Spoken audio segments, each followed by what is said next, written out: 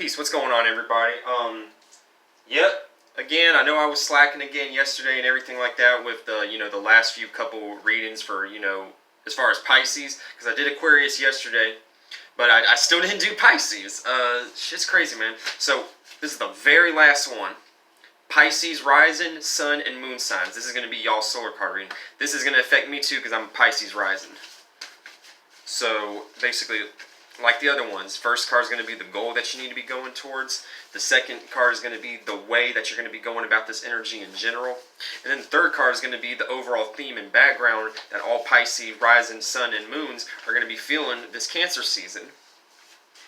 So we're going to go ahead and start shuffling the first card to see what the goal that we're going to have to reach and the action we're going to have to take the most action on this Cancer season. Go ahead and fold these things up real quick. And the way, well, not the way, but the goal for us Cancer season is, which this is crazy too because it's a detriment and a fallen energy for us Pisces. The goal that we're going to have to reach towards is the energy of thinking, communicating, analyzing, public speech kind of energy, writing kind of energy. Just being thinking and, being able to make common sense out of certain things.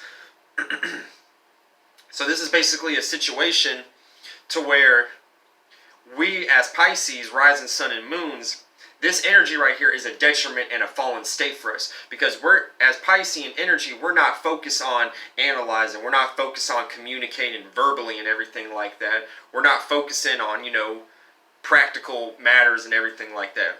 We're spaced out. We're into our dreams. If we're into writing, we're into painting. We're into writing poetry. We're into drawing.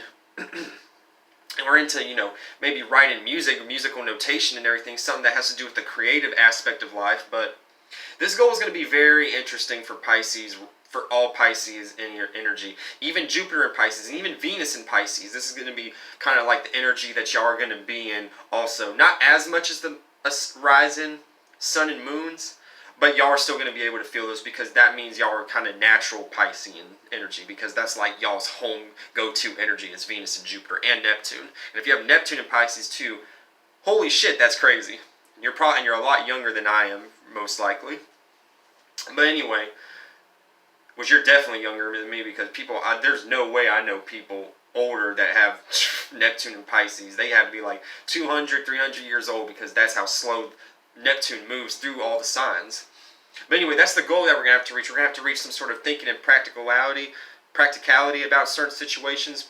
And we have it's like a cheat code almost. When I was talking about writing, since Mercury is like deals with that energy of writing, you could write poetry. You could tap into that goal by doing more of that. And you'll be into that energy spectrum. And it's crazy too. And actually, all Piscean energy. Today is Wednesday, and Mercury rules Wednesday. As you watch this reading, take the time to do anything that requires some sort of thinking and practical. I like to play chess. I like to go on my computer and play against it. I know it's not the same, fulfillment and energy as like playing against another actual person. But it still develops that cloud, that thinking mentality cloud. Read a book that you like, read liner notes and everything when it comes to albums and everything like that. Anything dealing with that Mercury energy. With today being Wednesday, you'll be able to gain. Today, this will give us a head start to reach the goal of having to deal with some sort of practicality, some sort of thinking, and some sort of communication. So that's going to be the goal. And now we're going to have to pull the card of the main overall energy of how we're going to go about it. The main way we're going to have to go about it. I just broke down little ways to go about reaching this goal, but we're going to go through the overall energy. The energy you need to be in when you're doing these things.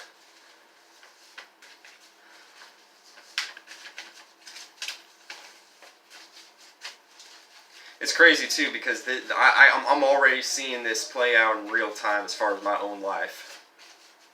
With all the signs, to be honest with you.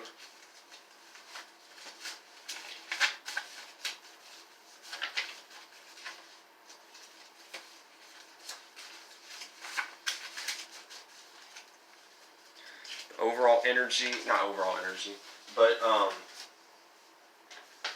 the energy that we're going to have to be in is we're going to have to be in a very Martian-like. We're going to be in a very passionate, go about this in a very passionate way, in a very, somewhat of an aggressive way.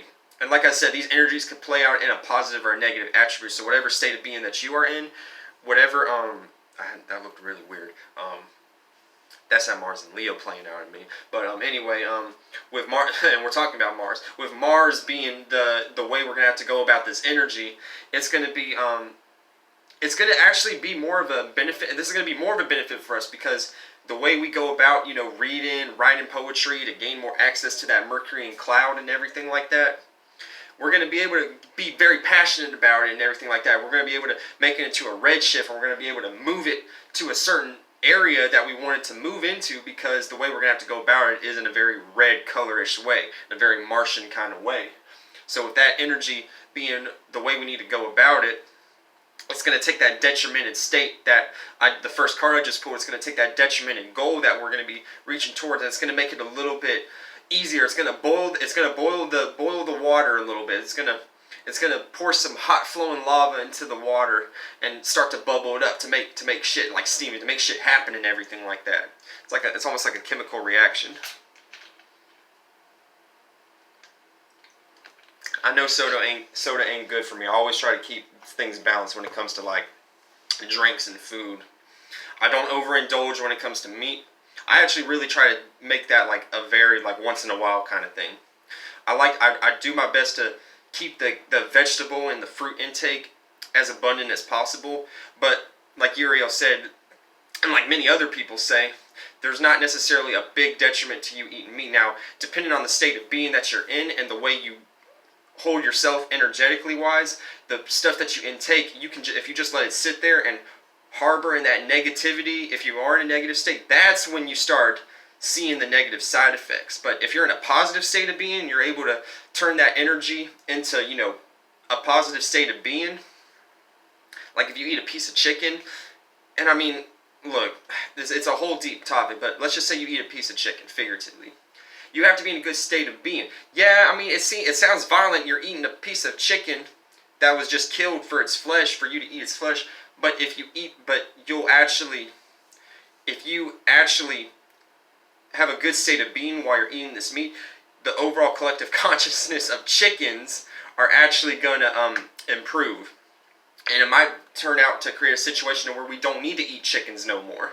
Because then with the positive energy going towards the chicken that we just ate, it's going to create more of an energy cloud to where people are going to be more sympathetic towards chickens because it's more in a positive state of being. So then people probably won't eat chickens. And if you could do this with any meat. And I'm not saying this is proven. I'm just being used as a channel right now to kind of put my perspective of what the energy could be. But anyway, that's going to be the way we're going to have to go about. And you see it kind of play out on me. I'm trying to take a practical situation like, meat and, like eating meat and like the way animals are treated and everything. And I'm trying to go about it in a passionate way. So that's kind of like the energy just like playing out in real time at the moment. But the next card I'm going to pull is going to be the overall energy that us Pisces are going to be in as just a background. Pardon me, as just a background spectrum in general. The main theme of us Pisces is Cancer season, which is a trine energy. So all of this, all of this that I'm mentioning, it's all a gift. It's all a gift that we have at our fingertips. So the overall energy that we're going to be in for the Cancer season, us Pisces, Sun, Moon, and Ascendants is... That's crazy. The whole background for us is going to be very personal shit. It's going to be personal places, personal things, personal places that we go to, personal foods that we eat, personal ways we go about things and everything like that. That's going to be the whole theme of Piscean energy this Cancer season for all Pisces, Sun, Moon, and Ascendants. It's going to be all in a very personal aura and everything like that. So the people around you that are personal, they're going to be part of the background of this. The personal things that you go to, that's going to play a part. And you know what I'm saying? It plays out for me too, being a Pisces rising. This is the rising symbol, so this is like my personality is already on in the background of what I'm going through in this particular situation. And then I'm taking that how I already hold myself, and I'm taking the Martian, the passionate energy, to go towards and going towards things in a passionate way towards a goal of trying to be logical, trying to make sense. You just saw that with me trying to explain the whole food situation, even though that was just a situation and a thing that I was breaking down in real time, that I didn't have nothing planned at all, just from taking a sip of this damn Mountain Dew Code Red. It created a whole situation, which Mars red, so it's like all these physical correlations play hand in hand. So don't ever get caught up in like, and I'm not saying don't drink healthy. I'm not saying don't eat healthy, but I'm just saying if you do drink a soda from time to time and everything, and it could be a juice and everything like that, healthy fruits and everything, foods. Pay very close attention to what the color of anything you're intaking is, and you want to match it with that energy vibration. Go look at Uriel's videos, his many videos of the color spectrum, and you're going to gain a whole overall perspective of what these colors are going to be doing to you when you do it in that frequency. But it doesn't have to be just intaking. It could be the colors that you see, the way you paint your room and everything. Okay, but anyway, Piscean energy, Sun, Moon, Ascendants, the main background is personal shit. Your own personal issues, the personal people you know, the personal places, the parks that you go to, the bay that you walk to. If there's a bay around you, you're going to have to go but the main goal is gaining some sort of practicality, thinking about these things, communicating about these personal things that are around in the background of you and everything like that. And you're going to have to go about it in a very passionate kind of way. So the main theme for Pisceans basically is personal aggressive communications, basically. I feel like I should have done that for every single sign, made a whole slogan. I should have made a whole slogan for each of the signs and everything like that for the energy. But yeah, man, that's the solar card reading. I'm finally glad that I got done with the solar card reading and everything like that. I'm glad y'all liked it for the most part. It seemed like everybody liked the solar card readings. It's crazy because I only got like one dislike, and it was on the Aquarius solar card reading, which I think is ironic because that's my sign. That happened.